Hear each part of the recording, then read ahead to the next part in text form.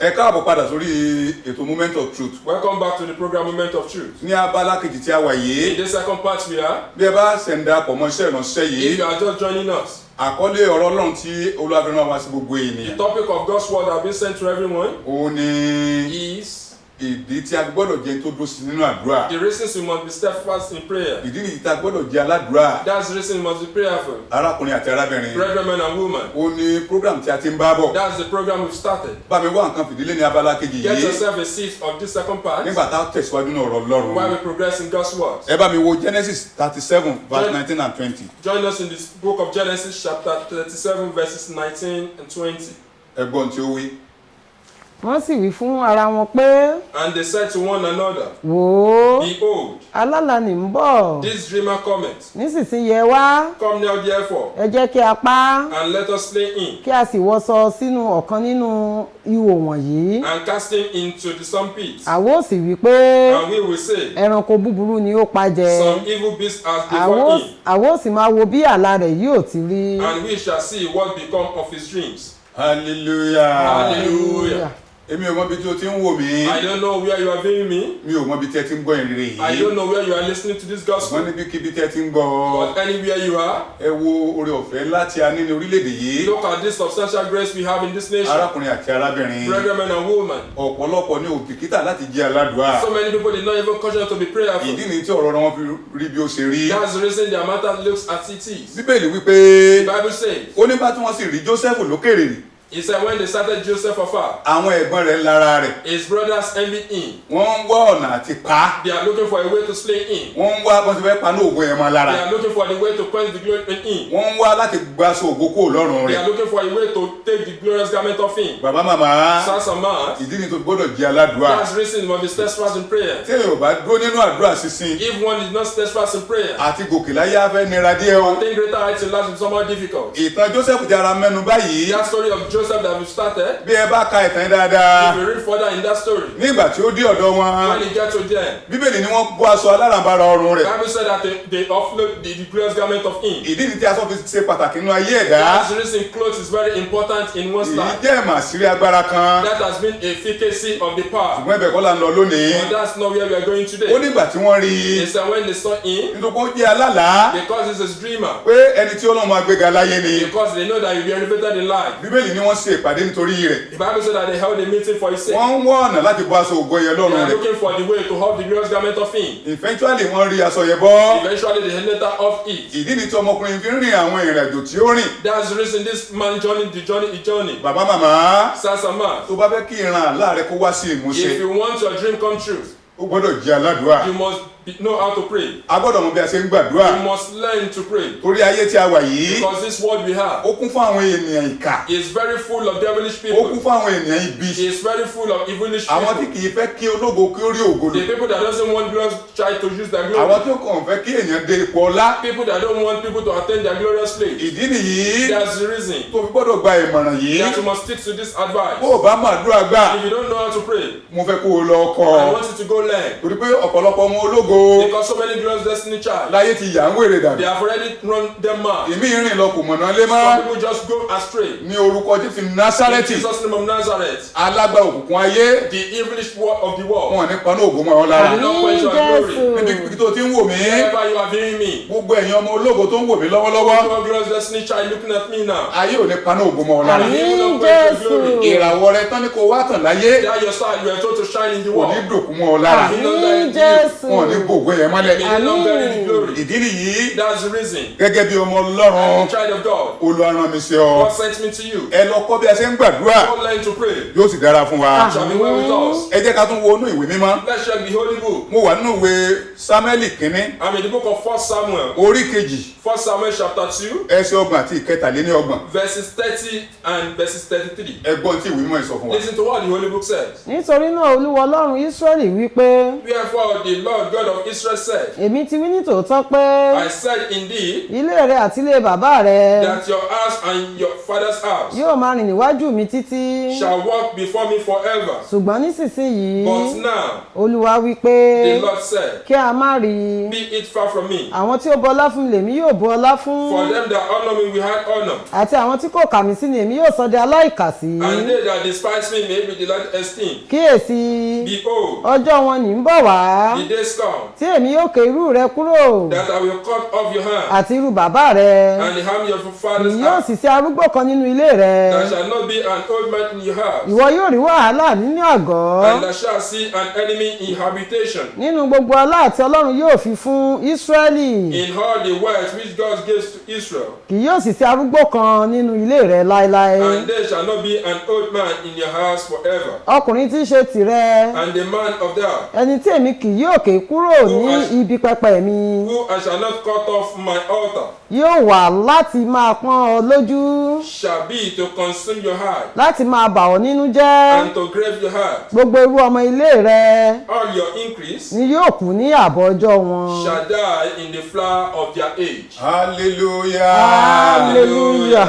bàbá màmá Sons and moms, ìdí gangan nìyẹn that is the main reason tá a gbọ́dọ̀ jẹ́ aládùúrà. that we must be prayerful. bí ẹ bá wo ẹ̀kọ́ tí ìwé yìí kọ́ wa If I look at the teaching that this book taught nínú us, ìwé Sámúẹ́lì kínní yẹn in that book of 1 Samuel, Élì ni wọ́n sọ nípa rẹ̀ they are talking about Eli àti ìdílé rẹ̀ àti ìran rẹ̀ and his family. wípé Says, nítorí ẹ̀yin kò kà mí sí because it did not honor me. lóòótọ́ ni wípé ìran rẹ̀ Truly I said your generation, irú ọmọ rẹ̀ the fruit of your womb, ni yóò máa ṣe àlùfáà nínú ilé mi shall be the priest in my house. ṣùgbọ́n tó pẹ́ ṣe èyí But because you done this, èmi yí ìpinnu mi padà I changed my intention. gbọ́ eléyìí kò gbọ́ dáadáa Listen to this and listen good. ọ̀pọ̀lọpọ̀ tí ò kéè sára So many people that is not cautious nínú àdúrà gbígbà in praying àbí àìbìkítà àdúrà or without praying. báyìí ni èṣù ti mú wọn ti ìwà wù This how Satan has made them misbehave. ó mú wọn sí ìgbésẹ̀ gbé They have misled them. báyìí ni Olúwa yí ìpinnu rẹ̀ padà This is how God changed his intention. gẹ́gẹ́ bí ìlérí májẹ̀mú Ọlọ́run nínú ayé wọn In accordance to the promise of God in their life. ẹ gbọ́ kẹ́sì gbọ́ dáadáa Listen and listen good. tí a bá jẹ́ni tó ń jẹ àdúrà bẹ́ẹ̀ ni jẹun If one turns prayer to a daily meal, á nira fún èṣù láti mislead ẹ̀ it will be very difficult for Satan to mislead him. á lọ́ra fún èṣù fúnra rẹ̀ láti ṣì í lọ́nà It will be very difficult for Satan to mislead them. ìdí yìí tá a gbọ́dọ̀ máa jẹ àdúrà bẹ́ẹ̀ ni jẹun That's the reason we must turn prayer to our daily meal. nínú ẹ̀kọ́ yẹn bákan náà In that teaching as well, àsọtẹ́lẹ̀ jáde prophecy came out sí ìran yẹn to that generation. yàtọ̀ tá a fa ìwé májẹ̀mú Ọlọ́run ya níwájú wọn fún olórí àlùfáà A part of being priestship has been taught of their generation. Olúwa ní ìran wọn ò ní pé ogójì ọdún lórí ilẹ̀ God said their generation will not clock 40 years and báyìí ni ègún wọnú ìran yẹn lọ this our curse goes into that generation. arákùnrin àti arábìnrin Brother, men and women, ìwà tí o máa wù the attitude or attitude, ìgbésẹ̀ tí ó gbé steps that we take tí ó paná ògo mọ́ ọ lára that will quench your glory. ò ní bá wọn gbé lórúkọ May you Jésù involve yourself in Jesus' ìdí name. ni tí a fi rán wa wá That's the reason we have been saying to you, láti fi òye ìmọ̀ Ọlọ́run mọ̀ ọ́ just to tutor you in the path of God. bí a bá jẹ́ aládùúrà If we know how to pray pẹ̀lú ìgbàgbọ́ with our faith, irú àwọn ìbàjẹ́ báyìí kò ní wọnú ayé wa such ridiculous acts will not come into our lives. irú àwọn ìjákulẹ̀ yìí a ò tẹ̀ ní mọ̀ á Such demotion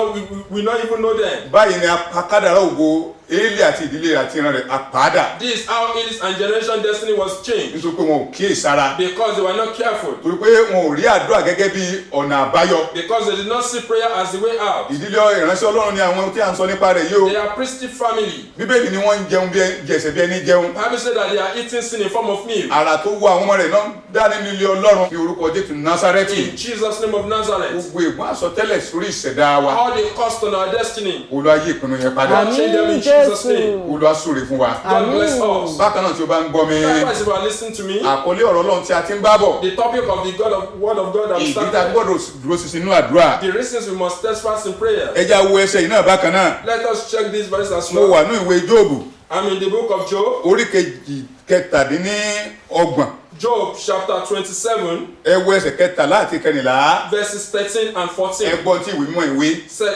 the Holy Book, èyí ni ìpín ènìyàn búburú lọ́dọ̀ Ọlọ́run This is the portion of a wicked man with God, àti ogún àwọn aninilára and the heritage of oppressors, tí wọn ó gbà lọ́wọ́ Olódùmarè which they shall receive from the Almighty. bí àwọn ọmọ rẹ̀ bá di púpọ̀ If his children be multiplied, fún idà ni it's for sword, àwọn ọmọ rẹ̀ kì yóò yó fún oúnjẹ. and his suffering shall not be satisfied with bread. hallelujah. Hallelujah.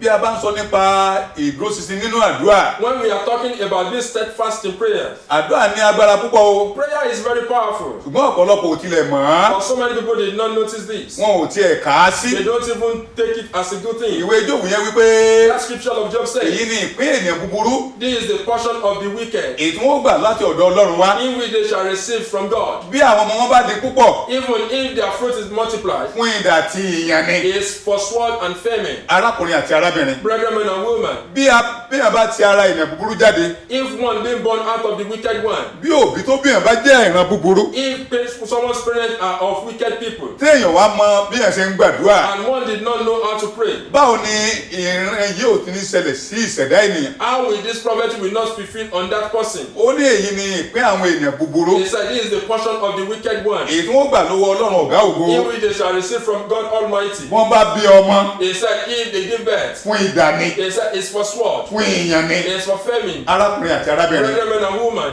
tí òbí tó wá bí wa bá wá jẹ́ ìran búburú, if our parents are of wicked ones, báwo ni yóò wá ṣe rí fún àwa tí wọ́n bí? how will it be unto us that they give birth to? gẹ́gẹ́ bí àkọsílẹ̀ yìí, In accordance to this write-up, ìdí ìta gbọ́dọ̀ jẹ́ aládùúrà. that's the reason we must be prayerful. bó o bá gbàdúrà, If you did not pray, àwọn ìwà tí bàbá àti ìyá ti wù ní àwọn àkókò kan all the previous attitudes of your parents gẹ́gẹ́ bí ẹ̀san, as revenge, ó ní sọ fún ènìyàn búburú they shall tell the wicked one, yóò jèrè iṣẹ́ ọwọ́ rẹ̀. they shall eat, they shall take the fruit of their má mouth. gbàgbé pé àwa ọmọ ni èrè òbí. Don't forget that we children, we are the rewards of the parents. bí bàbá bá hùwà tí ó burú, If the father do something that's not good, àkọsílẹ̀ sọ fún wa pé yóò burú fún àwọn ọmọ. the write-up said that it won't be well for the children. mo fẹ́ kó lọ ṣe èyí, I want you to do this. lọ kọ́ bí a ṣe ń gbàdúrà. Go learn to pray. pé gbogbo ègún èyí tí mo jogún lára bàbá àti ìyá tí ó bí mi, That all the inherited causes of my fathers and my mothers, gbogbo èpè tí mo forí kó látara ìran tí mo ti jáde, all the task costs of my generation, Olúwa yí kúrò lórí mi, Father, turn this off away of my life. ká ègún ìkúrò lórí mi. Father, take this cause of my life. ọ̀pọ̀lọpọ̀ ò mọ ìdí ẹ̀ṣẹ̀ ìyà tó ń jẹ. Some people did not know the reason of their punishment now. ọ̀pọ̀lọpọ̀ ló